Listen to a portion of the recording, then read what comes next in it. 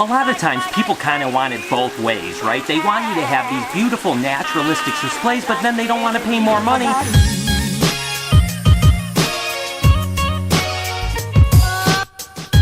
Hey, good morning everybody. Guess what? It's snowing.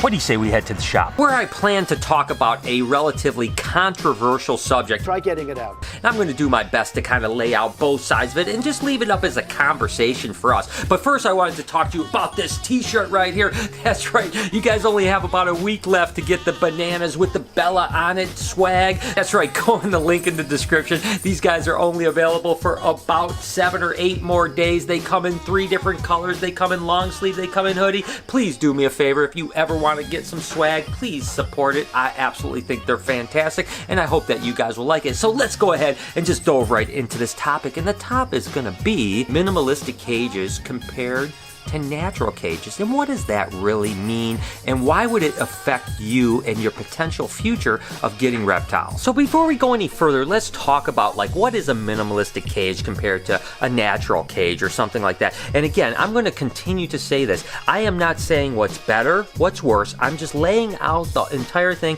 and then you can make a decision about what you feel about this topic as we go along this vlog. This would be basically what would really be considered a minimalistic type of cage. It basically has a fresh water, it has bedding, it has a heat spot, and when you shut the cage, it basically has a hide spot that's in the back of the cage. There's no branches, there's no trees, there's no bioactive soil, there's no real like extra lighting and so on like that. And this is the way that the majority of people that keep multiple snakes, and certainly breeders, keep them. Now conversely, a lot of people will keep their reptiles in really large vivariums that are bioactive soils. They have lighting, they have trees, they have moss, they have plants, they have all kinds of beautiful stuff, and I think it's absolutely amazing. As a matter of fact, over the last month and a half or so, I've talked to so many people, literally hundreds of people that keep their animals this way, and it really has inspired me to start keeping more and more animals that way myself. But that's not 100% what this is about. I want to get into why people keep them minimalistic.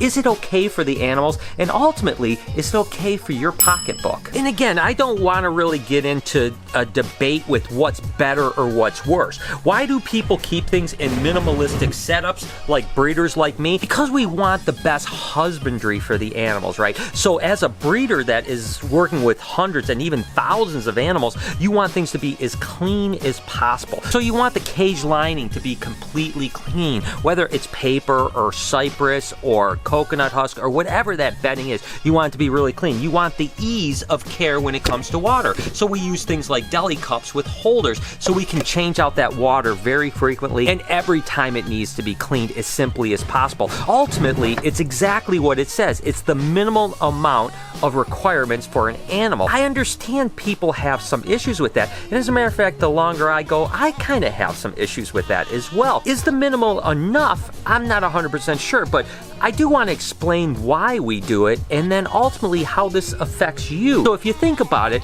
we have 10 high racks right here. This rack right here, this little rack right here is actually got 30 cages in it. That means that we could put 30 female snakes in here of appropriate size and we can breed those 30 females. Conversely, if you were to go with a naturalistic vivarium, you would probably only get maybe 3 in the exact same area. Not to mention the cost of each enclosure is quite a bit different. And what I basically mean by that is that I can keep an animal in a relatively smaller area when I'm keeping them in a rack system, giving them everything that they need for the most part. Again, it's debatable what they actually need, and I totally understand the other side that says, hey, they need this kind of naturalistic setting. And like I had mentioned, I'm not trying to get into a debate what's right and what's wrong, and I've even said that I'm kind of starting to lean a lot towards that natural thing. That's what we're doing next door, is everything's going to be naturalistic, big, beautiful cages, and I actually am going to really enjoy making that transition. But can I make the entire transition all the way? It's kind of hard to say. Basically, as a breeder, what we're trying to do is figure out what way we can produce these animals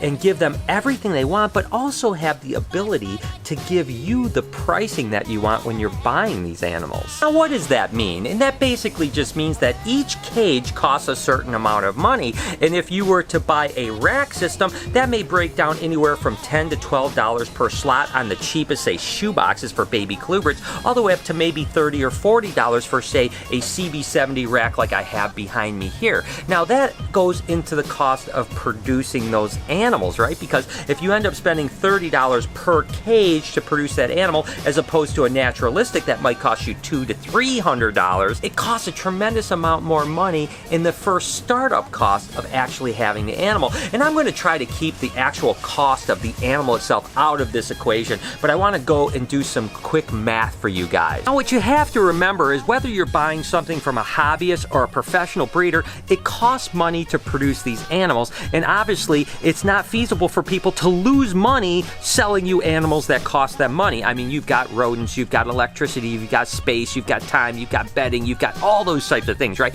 So if you go with a more minimalistic setup, it obviously costs you less money than if you're going with a natural setup, which ultimately means that the cost of producing babies is less, which means that you can sell them for less. That ends up going to the person that's trying to buy that pet animal, if that makes any sense. My point is that when you have a rack system like this right here, you're obviously optimizing a bunch of different things. The cost per slot is obviously much cheaper than a naturalistic setup. The amount of cages you can keep in an area is obviously way less. So when you're talking about an average commercial building, let's say at $10 to $15 per square foot, sometimes up to $20 per square foot, if you can keep literally 7 or 8 times the animals in the same square foot because you're utilizing an entire rack as opposed to a big vivarium, that is a huge cost saving. But what does that really even mean? To understand what that means, we have to start looking at the actual cost of producing a particular animal, and then ultimately what the price is set. Now,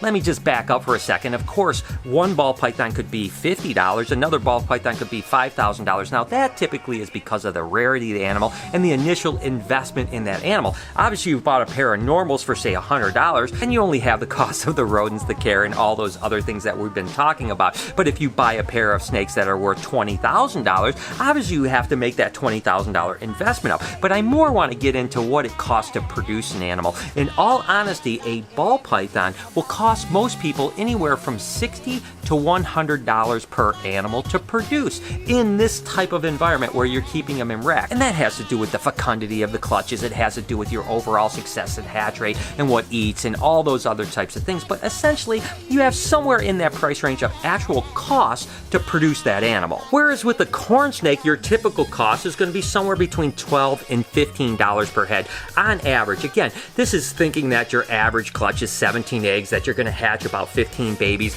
and that most of them are going to do well. And in this type of environment with a rack type system or a minimalistic setup. And then when it comes to leopard geckos, you're going to break down somewhere between $10 and $15 of actual production costs. Again, that's keeping 3 or 4 females in a rack system with the male kind of cycling through, feeding the normal type of food and having that type of system. So basically now we've established the kind of baseline between some of the most popular pet reptiles. And for the record, some of my reptile breeder friends are probably not going to be happy with me sharing some of those numbers with you guys, because people are going to be like, I don't want anyone to know what I'm producing animals for. But my point is I have to establish what the costs are of producing animals and why the value of animals are approximately what they are in the sort of rack or minimalistic setups. Now, let's move on to some of the vivarium type costs. Figuring that your startup cost is going to be more like $200+ per cage as opposed to $10 to $40 per cage, and you're going to be taking up about 7 times the space than you're actually going to have from a racking system. You're definitely going to have a lot higher production costs when it comes to keeping and breeding reptiles in a naturalistic setting. Not that there's anything wrong with that, but the point I'm trying to explain is I would love to have things in naturalistic setups. I think it's actually awesome. I've been really enthralled with it lately, and I've been really doing so much research, and a lot of my future will be moving in that direction that way. But the fact is that we have this kind of ugly truth that goes on with the reptile world, and that's that people want to pay a minimum price for an animal. And the people that are saying, I don't want to see people keep them minimalistic or in rack system, are they willing to put their dollars where their mouth are? So basically doing some really what I would call the back of the napkin type of math, I think that the cost of production would be about 6 to 7 times higher in a huge naturalistic display. And that's not for every animal. Certainly there are some species that there's not that much of a difference. If you say a carpet python that needs to be in a 3 foot by 3 foot or a 3 foot by 4 foot cage, whatever the case may be, the difference between a naturalistic and a rack type system isn't that dramatic. I'm talking about an average with ball pythons, corn snakes, leopard geckos, a lot of the most common things. We're looking at a probably 6 to 7 time higher price. So if we go back and we look and we say, all right, well that costs us $10 to produce, and we're selling it for say $20 or $25, now we have to say, if we go the other way and go to a more vivarium, big cages, beautiful naturalistic cages, it's going to cost us $60 to $70 to produce that same animal, which means that we're probably going to have to sell that animal for somewhere about $100, $120. My question to you, and this is really what this whole vlog is about, is that would you be willing to pay $120 for an animal that you're used to paying $25 for, because you bought it from a place that didn't keep them in racks and kept them in naturalistic caging? Now listen, I'm not saying that you should pay more, and I'm not saying you should want to get it for less. I'm not saying that the racking system is the best situation for all animals, and I'm not saying that naturalistic is the best situation. I'm not trying to make a statement here of my opinion. I'm trying to bring you guys something with all sides so that we can decide together. Listen, I think it would be fantastic, let's say if you were a meat eater, that all you ate was free-range cattle or chicken. But the truth is, most people want to buy the cheap chicken and the cheap beef that are not really kept that well. Well, it's a kind of similar situation when it comes to reptiles in a way. A lot of times people kind of want it both ways, right? They want you to have these beautiful naturalistic displays, but then they don't want to pay more money for people that are actually keeping them that way. And my question is, again, I'm not making a statement, I'm wondering, would you support someone that bred things in bigger naturalistic displays and be willing to pay them a considerable amount more, or even just a little bit more, to kind of support their ideology of keeping? Or would you rather buy from someone that is keeping in a minimalistic setup, but keeping their standards of care very high? I'm not really sure what the answer is here. I'm bringing you guys the question so that we can talk about it down in the comments. I mean, I see both sides, and listen, I've been on both sides of the fence for many, many years. I've been the guy that breeds stuff in rack systems and minimalistic. You know, maybe is that a puppy mill for reptiles? I'm not 100% sure, and I certainly have conflicting thoughts on that. I'm not going to lie to you, and as time goes on, my conflicts even gets bigger because I become even more of an animal lover and less of a business guy when it comes to the actual reptiles. Because as my career has kind of evolved, it's more about education and a little bit less about production, although I still absolutely love producing snakes. So there it is, guys. There is the subject I wanted to bring up in today's vlog. It's a brain twister to some extent, but I wanted you guys to really think about this and let's have a conversation. And as my career continues to move forward and different things happen in my life, I definitely see myself moving in a slightly different direction, but I'm not against what we've done in the past, and I'm not against people that are continuing to do it. After all, racking system is the real standard for breeding snakes, especially when you're talking about someone that has more than 20 snakes. The vast majority of people that have 20 or 50 or 100 snakes do keep them in rack systems. So there's nothing wrong with that in my eyes, but at the same time, I can see the other side too,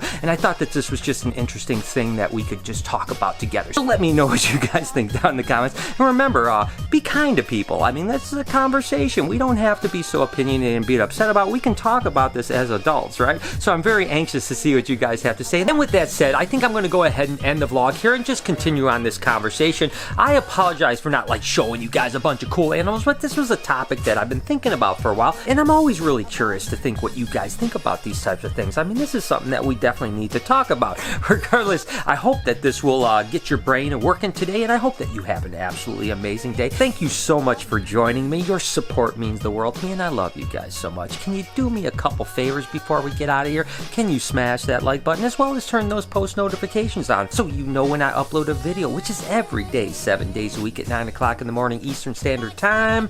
Remember to be kind to someone today, and I promise I'm going to see you guys tomorrow.